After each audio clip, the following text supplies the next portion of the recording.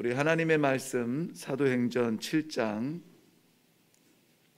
54절부터 마지막 60절까지 함께 보겠습니다. 사도행전 7장 54절부터 60절까지입니다. 우리 같이 읽겠습니다. 시작.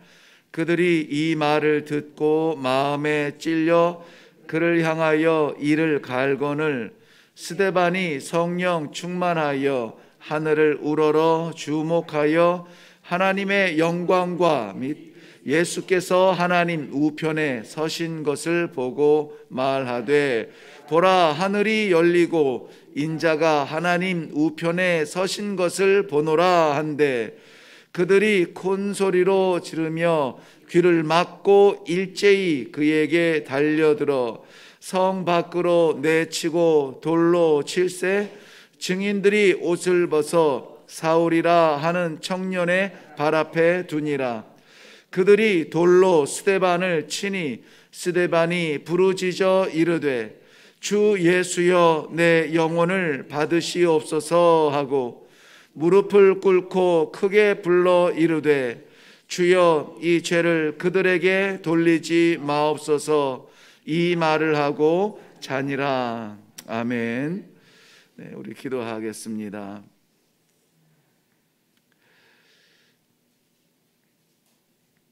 십자가를 무한 영광이라 찬송하는 저희들의 입술에서 오늘도 주의 십자가를 영광으로 바라보며 저희들에게 맡기신 십자가를 영광으로 짊어지기 위하여 말씀 앞에 있습니다.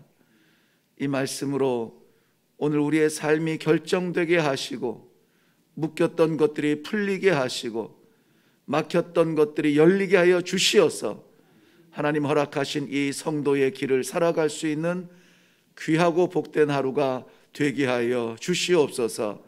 감사드리며 예수님 이름으로 기도하옵나이다. 아멘.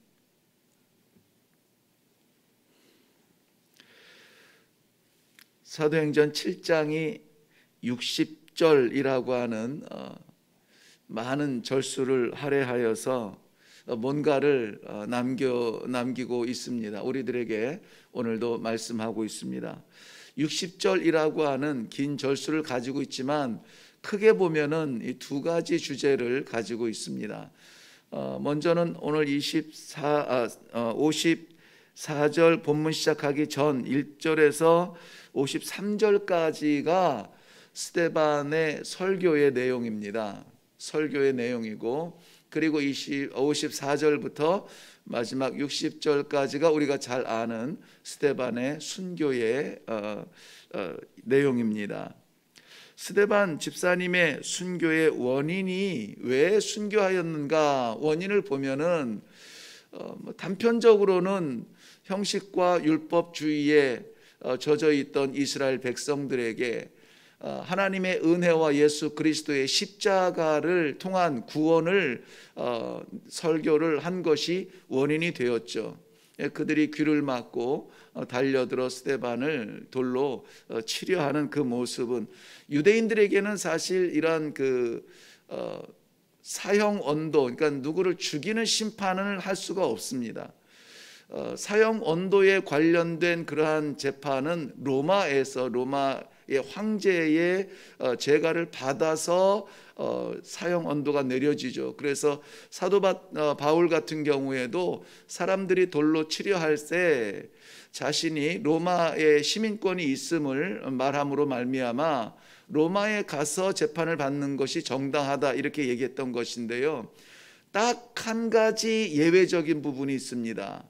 모든 것에 아무리 끔찍한 죄를 지어도 유대인들은 스스로 사형을 집행할 수 없지만 이 로마 제국이 큰 제국을 다스리면서 허용했던 한 가지는 그들의 신성 모독에 대한 것, 그러니까 종교적인 신성 모독, 특별히 이스라엘 백성들에게는 성전 모독에 관하여서는 자치적으로 이 사형을 집행할 수 있도록 허용이 되었던 것이죠.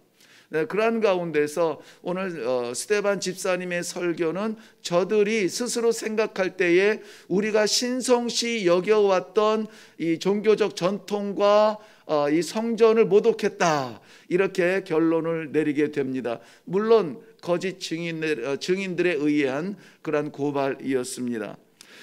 저는 먼저 오늘 스데반 집사님의 순교의 현장에 가기 전에 스데반 집사님이 하셨던 그 설교의 내용을 한번 보면은 이스라엘 백성들 전통적으로 얼마나 자부심을 가지고 지켜오던 그 전통과 율법과 그것들에 대하여서 허구였음을 지적하는 것들을 볼 수가 있습니다. 내용을 한번 보면 2절부터 8절까지는 아브라함에 관하여서 설교를 하고 있습니다.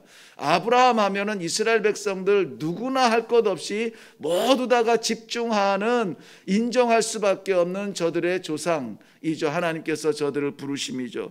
그런데 하나님께서 이 아브라함을 부르시고 언약 가운데에서 민족을 이루시고 또 이 아브라함을 이 이스라엘 백성의 조상으로 세우신 것은 모세율법 이전의 사람이기 때문에 도대체 아브라함이 우리의 조상이 될 수 있는 근거가 무엇이며, 아브라함을 선하다, 그리고 하나님께서 세우신 종이라고 하는 그 자부심을 무엇을 근거로 해서 말할 것이냐. 그건 율법이나 어떤 행적에 의한 것이 아니라 하나님의 은혜요, 하나님의 부르심이라는 것입니다. 그러므로 하나님의 은혜가 없는 민족의 전통과 율법은 하나님의 은혜보다 넘을 수가 없다. 우리가 그런데 2차적인 율법에 매여 있지 않는가. 율법 위에 그 율법을 주신 하나님 아버지의 은혜를 먼저 우리가 선포하는 것이다 라는 것을 이야기해주고 있습니다.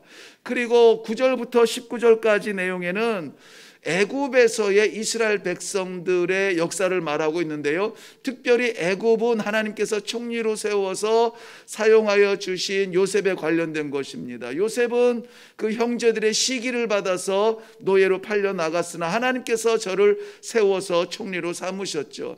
이 모습에서 이스라엘 백성들이 예수 그리스도를 시기하여 그 예수 그리스도를 팔아서 십자가에 올려놓으신 사건을 빗대어 얘기하고 있습니다. 그렇지만 요셉은 그 형들에게 복수하지 아니하고 용서하여 화합을 만들었던 것처럼 예수님께서도 십자가에 못 박은 그들을 향하여서 원수를 갚지 아니하며 오히려 은혜로 사랑으로 저들을 덮는 모습을 설교하고 있었습니다. 그리고 20절부터 34절까지는 드디어 모세에 관련하여서 설교하고 있습니다. 모세에 관련해서 어떤 설교를 했을까요? 두 가지 요점으로 보면은 모세가 왕궁에서 자라면서 모든 지혜와 철학과 능력을 키워가서 자신에게 허용된 권력으로 형제들을 도우려고 했죠. 그것은 일종의 세상적인 능력이었습니다마는 세상적 능력으로 자기 민족을 도우려 했으나 어떻게 됩니까? 실패하게 되죠. 능력과 힘으로 민족을 살릴 수 없음을 알게 되죠. 그리고 도망가서 광야에서 40년 있으면서 모든 것 다 내려놓고 마지막으로는 그 가죽 몇 장 덧대서 만들어 놓은 샌들까지 신발까지 벗어버리라 라고 했던 그 자리에서 하나님의 부르심을 받습니다. 능력으로 살아가는 것 아니고 권세로 승리하는 것 아니라 하나님께서 부르신 그 자리가 하나님의 역사의 자리라는 것을 말씀하고 있는 것입니다. 그리고 35절부터 43절까지가 이후에 이스라엘 백성들의 광야의 삶을 통하여서 설교하고 있습니다. 광야, 알지도 못한 그 땅에 들어갔으나 하나님께서 인도해 주셨고 어디를 가든지 하나님께서 이기게 하셨다는 그러한 그들의 바꿀 수 없는 역사를 설명하고 있습니다. 그렇지만 그렇게 인도하시고 그렇게 먹이시고 그렇게 이기게 하시고 그렇게 차지하게 하신 그 하나님 앞에 이스라엘 백성들의 반응은 무엇이었습니까? 그들은 우상 숭배로 반응하였던 것입니다. 이처럼 하나님께서는 끊임없는 사랑으로 구원하시기를 원하며 독생자까지 주셨지만은 여전히 저들은 형식과 율법이라고 하는 그러한 틀 벗어나지 못하고 그 자체가 우상이 되어버렸다는 것이죠. 그리고 44절부터 50절까지가 광야에서 다윗까지 이어졌던 그 성막이 솔로몬 이후에 성전이 되었으나 되었으나 그 성전을 홀라 내가 사흘 만에 지으리라 말씀하심으로 말미암아 사람의 손으로 지은 곳이 하나님의 영원한 거처가 될 수 없고, 하나님께서 사랑과 은혜로 열어주신 예수 그리스도의 십자가의 길이 하나님께로 나아가는 길이요 영원히 동거할 수 있는 그러한 유일한 방법임을 설교하고 있었습니다. 마지막으로 51절부터 53절이 이 역사적인 기록들과 이스라엘 백성들이 아는 내용을 설명해 줌으로 인하여서 그럼에도 불구하고 예수님의 십자가를 경험함에도 불구하고 목이 곧고 마음에 할례받지 못한 이스라엘 백성들을 핀잔하고 있습니다. 저들의 마음이 굳어지고 딱딱하여져서 예수 그리스도의 그 사랑과 은혜를 받지 못하고 여전히 자신들의 지식과 경험의 세계 속에 갇혀서 판단하는 이스라엘 백성들, 유대인들을 향하여서 책망하고 있는 것입니다. 그리고 결론적으로는 그토록 우리가 존중하는 이 전통과 선지자들이 한결같이 이야기해 오던 그 그리스도가 드디어 우리에게 오셨음에도 불구하고 우리는 어떻게 했는가? 그를 십자가에 못 박지 않았느냐 하는 것을 책망하면서 설교를 마무리하고 있습니다. 이 설교를 들은 유대인들과 전통적으로 율법과 지켜오던 저들은 스데반의 입을 막기 위하여서 그를 돌로 치는 그 사형의 집행을 들어가고 있습니다. 어제 우리는 주일 설교 가운데서 복음의 입을 막기 위하여서 사도 요한을 반모섬이라 하는 곳으로 분리시켰다, 이 배경을 설명하였는데요.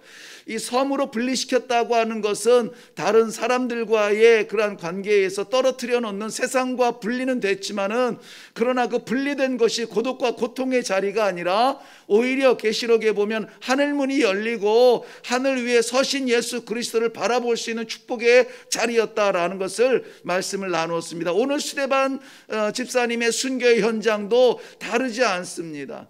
스데반 집사님을 돌로 침으로 말미암아 그의 입을 막으려 하였지만은, 그러나 그 현장이, 이 돌로 치는 사형의 현장이 하늘문이 열리는 그러한 영통하는 놀라운 자리가 되지 않았습니까?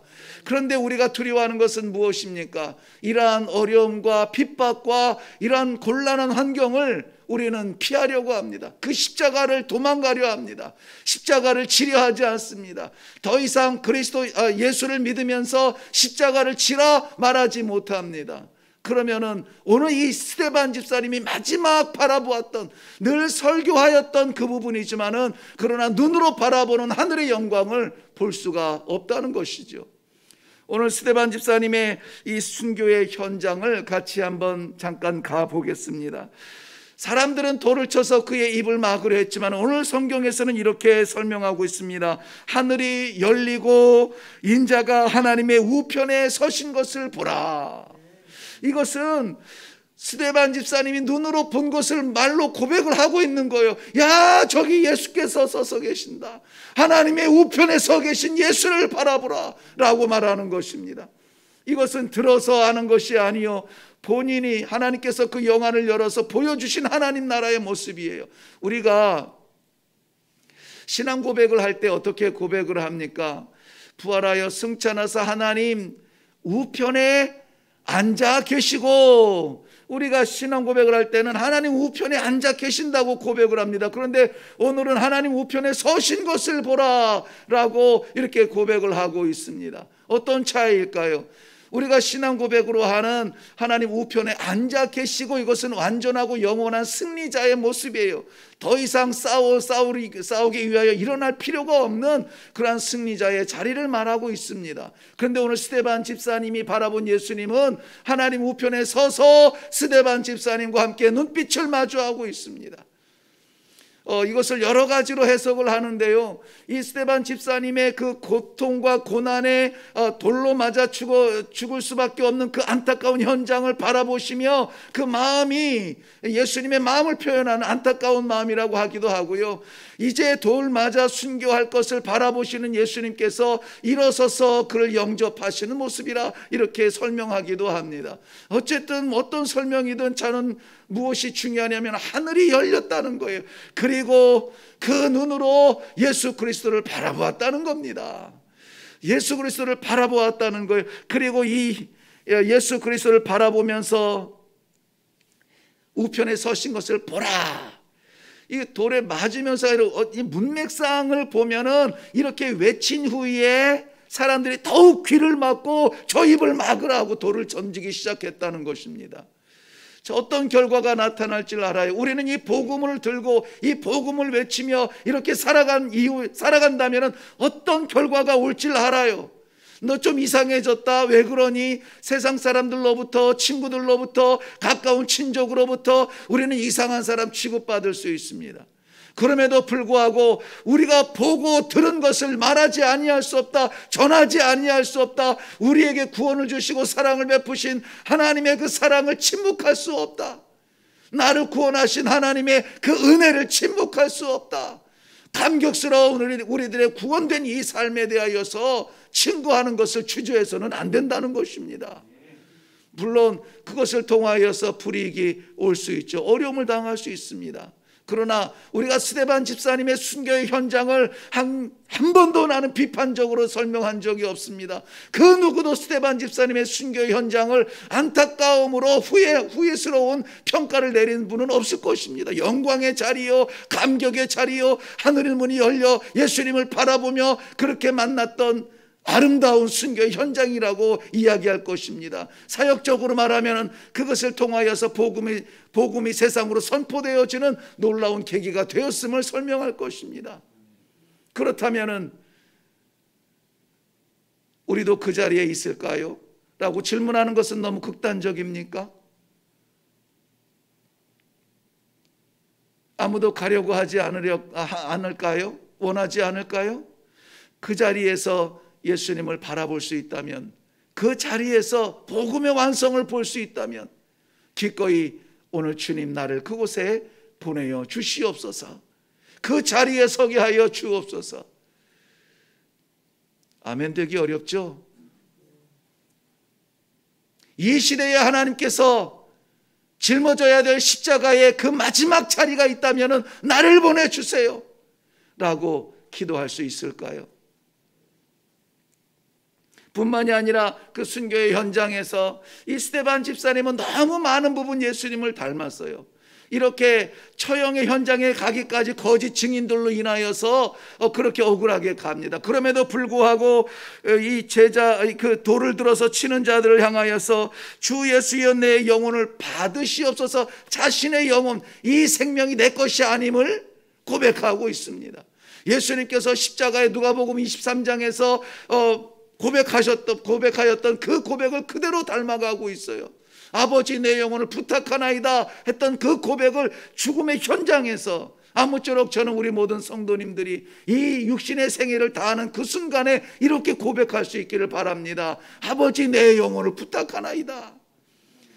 더 살고 싶다고, 안 가겠다고 바둥바둥거리지 아니하고 정말 천사와 같이 평안한 모습으로 아버지 내 영혼을 부탁하나이다 라고 이 믿음의 고백으로 눈을 감을 수 있기를 바랍니다.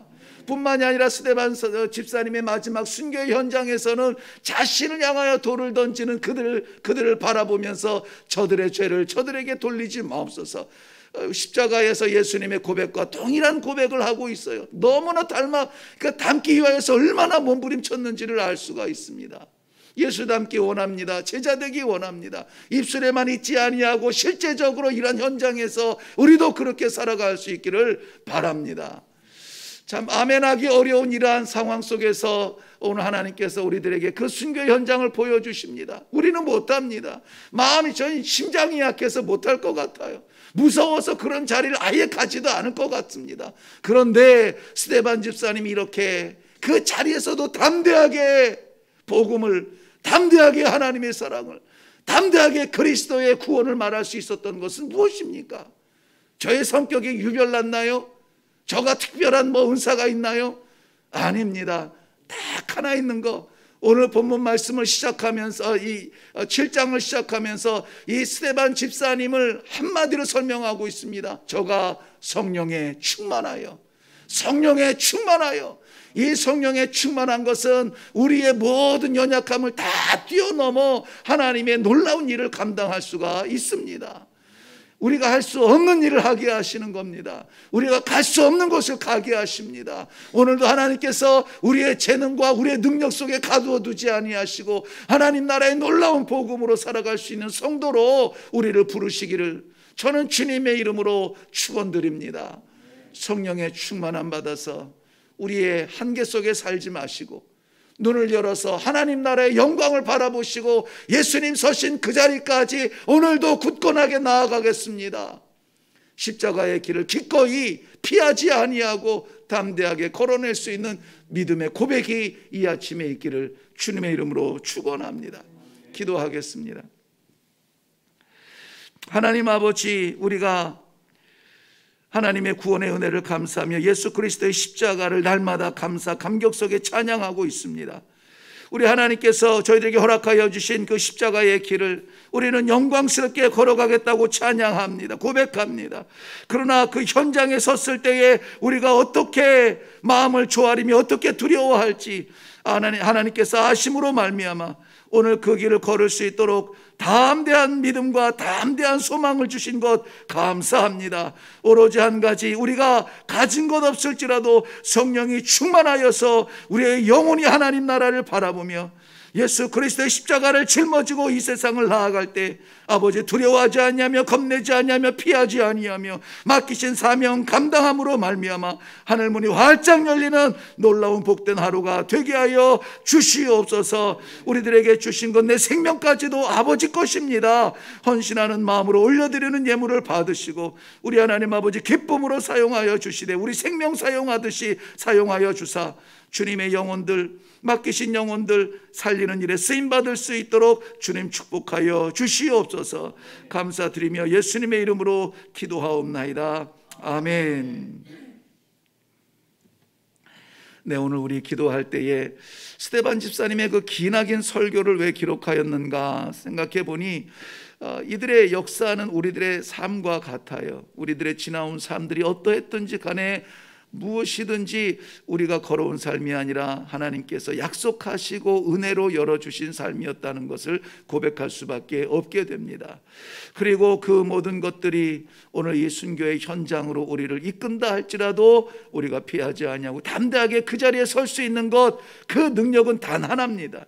우리의 경력이나 우리의 직분이나 무엇이 아니라 성령 충만하여 스데반 집사님은 선포하였고 복음을 증거하였고 이 길을 걸을 수가 있었다고 우리가 말씀을 보고 있습니다. 오늘 이 아침에도 우리가 구할 것은 물론 연약한 곳을 채우시며 어려운 것을 해결하여 주기를 원하는 하나님의 사랑을 간구하겠지만 그러나 그 전에 우리가 성령에 충만하여서 오늘도 맡기실 십자가를 기꺼이 감당할 수 있는 그러한 종의 삶을 살게 하여 주시옵소서. 가장 필요하고도 근본적인 우리 성령의 충만함을 향하여 위하여 우리 한번 기도하고 그리고 오늘 하루에 열어주실 하나님의 은혜의 길을 바라보며 기도하고 내려가겠습니다. 그리고 한 가지 광고가 좀 지금 기도 시간에 좀 죄송합니다만 다음 주 월요일은 저희 교회에서 우리 성도님들과 함께 1박 2일 수련회를 가기 때문에 월요일 새벽 예배는 그냥 문 열고 와서 기도하실 수만 있겠습니다. 예배가 제가 거기에서 설교를 하고 방송에는 올리겠지만 현장의 예배는 그저 성도님들 올라오셔서 기도하실 수 있도록 저희들이 조처해 놓겠습니다. 월요일 하루만 그렇고 화요일부터는 다시 우리 새벽 예배가 진행이 됩니다. 우리 다 같이 기도하겠습니다.